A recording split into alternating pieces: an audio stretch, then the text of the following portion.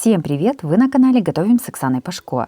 Сегодня приготовим хот-доги по-домашнему. Такое блюдо понравится всем и детям в том числе. Оно красивое, сытное и такое вкусное. Готовится просто и продукты все доступные. Подписывайтесь на мой канал и узнавайте еще больше вкусных и простых рецептов. Сначала подготовим все ингредиенты. 300 грамм любой колбасы нарезаем кружочками, а затем кружочки режем брусочками. Колбасу кладем на разогретую сковороду.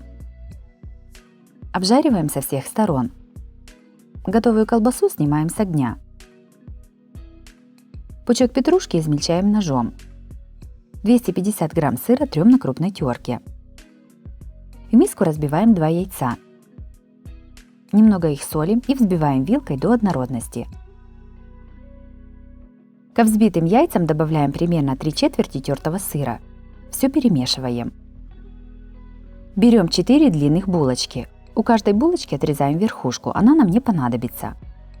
В середине мякоть вынимаем руками. В каждую булочку кладем обжаренную колбасу. Сверху выкладываем яйца с тертым сыром. Смазываем томатным соусом или кетчупом. Это количество ингредиентов рассчитано на 4 хот-дога. Сверху кетчупа посыпаем петрушкой. На зелень выкладываем оставшийся тертый сыр.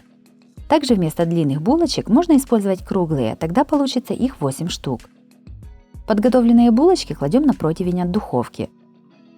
Все ставим в духовку разогретую до 180 градусов, запекаем примерно 15 минут.